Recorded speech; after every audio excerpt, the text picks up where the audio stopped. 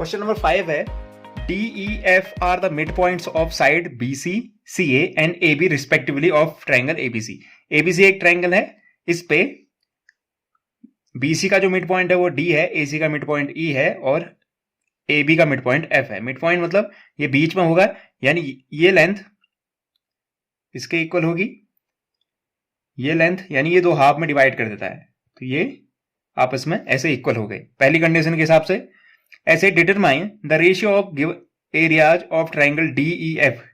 DEF इसका ratio, इसके area का रेशियो, जो बड़ा वाला ट्राइंगल है एरिया ऑफ ट्राइंगल एबीसी के, इसको हमने क्या करना है, फाइंड करना है। इन दोनों ट्राइंगल का रेशियो की वैल्यू क्या होगी ये हमने क्या करना है, फाइंड आउट करना है। एक ट्राइंगल डीईएफ, दूसरा ट्राइंगल एबीसी, इन दोनों का अगर मैं एरिया का रेशियो करूंगा तो वो किसके इक्वल होगा ये हमने फाइंड आउट करना है। इस पे जो प्रॉपर्टी यूज होगी, जो थ्योरम यूज होगी, वो मिड पॉइंट थ्योरम होगी जो क्लास 9th में थी। तो वो थ्योरम क्या कहती है, वो ये थ्योरम कहती है किसी ट्राइंगल की दो साइड के मिड पॉइंट से जाने वाली लाइन, जैसे ये है ट्राइंगल एबीसी है, ई और एफ क्या थे, मिड पॉइंट थे। मिड पॉइंट से जाने वाली लाइन थर्ड साइड की क्या होती है, पैरेलल होती है। बीसी के ये लाइन क्या होगी, ईएफ पैरेलल होगी, साथ ही साथ ये बीसी की हाफ होगी। ठीक है, सेम सिचुएशन यहां से होगी क्योंकि डी और ई भी तो क्या है, मिड पॉइंट है। अगर डी मिड पॉइंट है तो डी से जाने वाली लाइन डी किसके पैरेलल होगी, किसके पैरेलल है, थर्ड साइड ए बी के पैरेलल होगी, साथ ही साथ ये ए बी की क्या होगी, हाफ होगी। ठीक है, ऐसे ही अगर आप एफ डी को देखें, एफ और डी भी मिड पॉइंट को मिलने वाली लाइन है, तो दो साइड ए बी का मिड पॉइंट एफ है और बीसी का मिड पॉइंट डी है, तो इन दोनों को मिलाने वाली लाइन थर्ड साइड के पैरेलल होगी, साथ ही साथ थर्ड साइड की हाफ होगी, या थर्ड साइड इसकी डबल होगी, ऐसा भी कह सकते हैं। तो इस प्रॉपर्टी यानी मिड पॉइंट थ्योरम का इस्तेमाल करते हुए हम इस क्वेश्चन को सॉल्व करेंगे। तो गिवन में हमको गिवन है कि एबीसीडी क्या है, मिड पॉइंट है, sorry D F, D E and F are the mid points. ये क्या है, मिड पॉइंट्स हैं अपनी करस्पॉन्डिंग साइड्स की। हमको फाइंड क्या करना है, हमको फाइंड करना है एरिया ऑफ ट्राइंगल डीईएफ, इसका area upon area of triangle A B C की वैल्यू क्या होगी। ठीक है, तो जैसा कि मैंने कहा बाय मिड पॉइंट थ्योरम हम क्या लिख सकते हैं, बाय मिड पॉइंट थ्योरम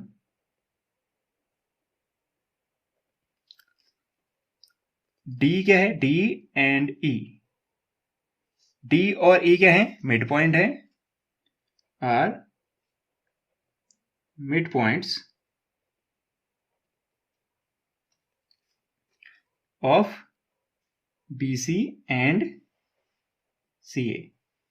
ये मिड पॉइंट है किसके, BC और CA के। अगर ऐसा है तो मिड पॉइंट थ्योरम क्या कहती है, मिड पॉइंट थ्योरम कहती है ये जो DE है, ये जो DE है ये किसके पैरेलल होगा, D के सामने कौन सी थर्ड साइड बची, AB, AB के ये पैरेलल होगी। अगर DE AB के पैरेलल है, ध्यान देना DE AB के पैरेलल है, तो क्या मैं ये लिख सकता हूं कि DE BF के भी पैरेलल होगा या AF के भी पैरेलल होगा, क्योंकि ये क्या है, AB का हिस्सा ही तो है। FB और AB AF दोनों क्या है, AB का ही हिस्सा है। अगर DE AB के पैरेलल है तो DE FB या फिर FA के भी पैरेलल होगी। ठीक है, इससे मैं लिख सकता हूं कि DE also parallel to AB का जो हिस्सा है वो क्या है, FB या फिर FA इसके पैरेलल होगा, कुछ भी ले सकते हैं FA। ठीक है, तो D AB के पैरेलल है इसलिए D FA के पैरेलल भी होगी। अब सेम सिचुएशन किसको देखो, D और F को। ठीक है, D और F को अगर आप ध्यान से देखोगे, D और F अगेन क्या है, मिड पॉइंट है किसके, D BC का मिड पॉइंट है और AB का मिड पॉइंट F है। तो जो थर्ड साइड बची AC, ये जो FD है ये AC का क्या होगा, AC के पैरेलल होगी। ठीक है, और FD अगर AC के पैरेलल है तो FD ही AC का जो पार्ट है, एक टुकड़ा है, AE के भी पैरेलल होगी। ठीक है, सेम थ्योरम अगेन हम यूज करने वाले हैं, since D and F are the midpoints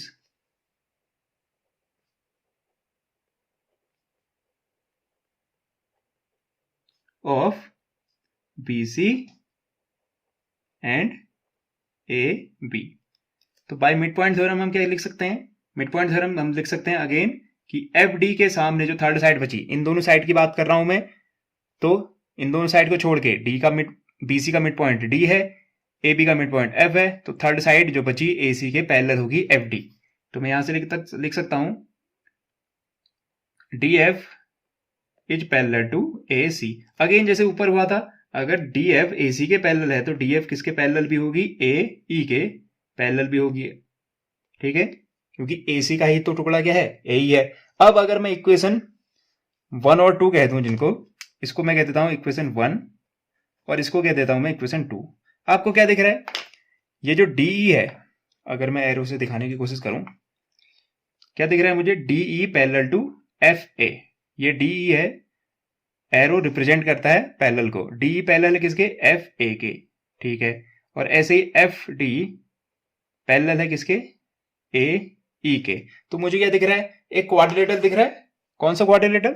मैं बात कर रहा हूं क्वाड्रिलेटरल AFDE की। AFDE को अगर आप देखोगे, एक क्वाड्रिलेटरल फॉर्म हो रहा है। एक क्वाड्रिलेटरल ऐसा क्वाड्रिलेटरल है जिसके आमने सामने की साइड क्या है? पैरेलल है। तो एक ऐसा क्वाड्रिलेटरल जिसकी आमने सामने की साइड क्या हो? पैरेलल हो, उसको क्या कहते हैं? पैरेललोग्राम। तो ये AFDE क्या बन जाएगा? इक्वेशन 1 और 2 की हेल्प से एक ऐसा क्वाड्रिलेटरल जिसकी आमने सामने की साइड पैरेलल है, वो बन जाएगा पैरेललोग्राम। तो मैं इससे कह सकता हूं फ्रॉम इक्वेशन 1 एंड 2 AFDE क्या है? एक पैरेललोग्राम है। From equation 1 and 2, from equation 1 and 2 we get, हमें क्या मिलता है? हमें मिला कि AFDE इज अ पैरेललोग्राम। ये क्या है? पैरेललोग्राम है। सेम जैसे मैंने AFDE को पैरेललोग्राम किया, सेम सिमिलर जैसे कॉन्सेप्ट यहां पे यूज किए, सेम डिटो कॉन्सेप्ट आप फिर से यूज करोगे, लेकिन किसके लिए? BDEF, ये नीचे वाले के लिए। सेम लॉजिक क्यों होगा? वही क्या करोगे आप? देखो, अभी सबसे पहले मैं क्या किया था? DE किसके पैरेलल थी? AB के। DE पैरेलल थी AB के। तो आपने पहली बार में क्या लिया हिस्सा? ये वाला लिया, तो ये ऊपर वाला क्वाड्रिलेटरल पैरेललोग्राम में कन्वर्ट हो गया। अब की बार क्या करोगे? अगर DE AB के पैरेलल है तो आप ये भी तो ले सकते थे BF। तो आप अगर DE के पैरेलल BF को ले लोगे तो नीचे वाला क्वाड्रिलेटरल बन जाएगा। अगेन सेम सिचुएशन होगी, तो ये नीचे वाला क्वाड्रिलेटरल किसमें कन्वर्ट हो जाएगा? पैरेललोग्राम में। तो नीचे वाला क्वाड्रिलेटरल और ऊपर वाला क्वाड्रिलेटरल दोनों क्या हो गए? पैरेललोग्राम। इस तरह जब सिचुएशन बनती है तो हम वही प्रोसीजर दोबारा नहीं करते, हम सिमिलरली लिख देते हैं कि ये क्या है? दूसरा भी पैरेललोग्राम है। Similarly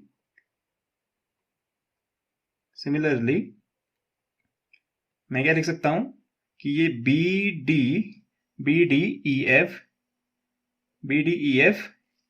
is a parallelogram. जैसे पहले वाला हुआ वैसे ही इस बार वाला भी पैरेललोग्राम में कन्वर्ट हो गया। ठीक है,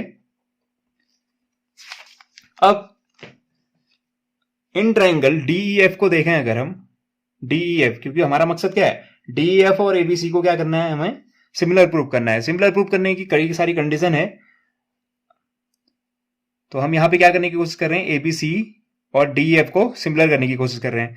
सबसे इजी जो ट्रिक होती है वो होती है, अगर आप दो एंगल ढूंढ पाए, दो एंगल मिल जाएंगे तो सबसे आसान। या फिर आपको क्या करना पड़ेगा? तीनों साइड के रेशियो को इक्वल प्रूफ करना पड़ेगा, या फिर आपको दो साइड का रेशियो और एक एंगल को इक्वल प्रूफ करना पड़ेगा। सबसे मिनिमम रिक्वायरमेंट होती है दो एंगल वाली। अगर दो एंगल आपने इक्वल ढूंढ दिया दोनों ट्रायंगल में तो काम हो गया आपका। अगर आप ध्यान से देखिए, हम ये कर सकते हैं क्योंकि जो DEF है ये किसके हिस्से बन रहे हैं? DEF को अगर आप देखोगे, इधर पे ध्यान से देखोगे, DEF यहां दिख रहा है, क्वाड्रिलेटरल के नाम के अंदर आ रहा है ना DEF।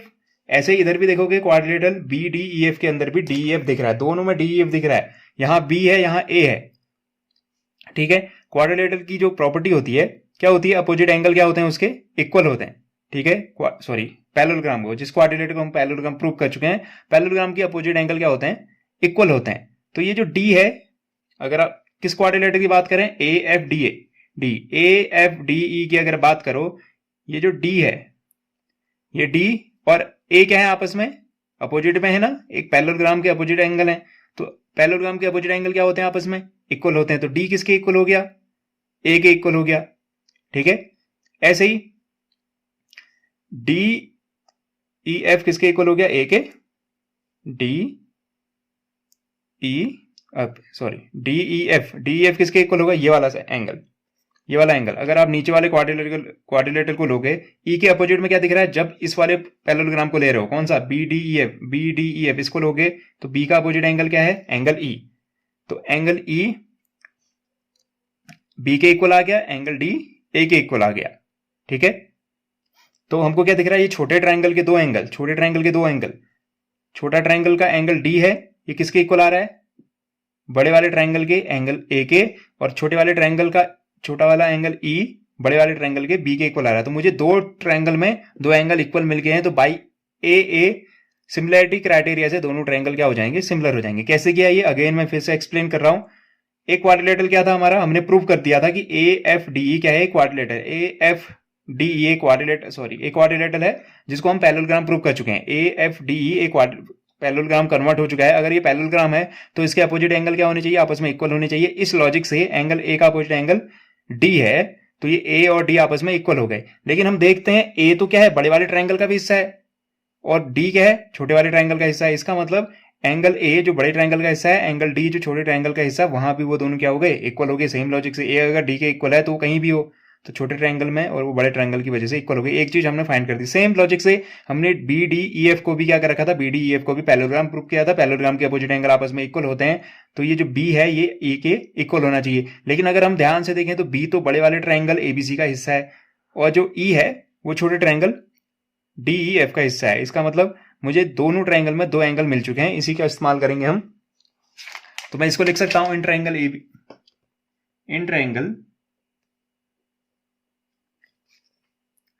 B C and triangle D E F.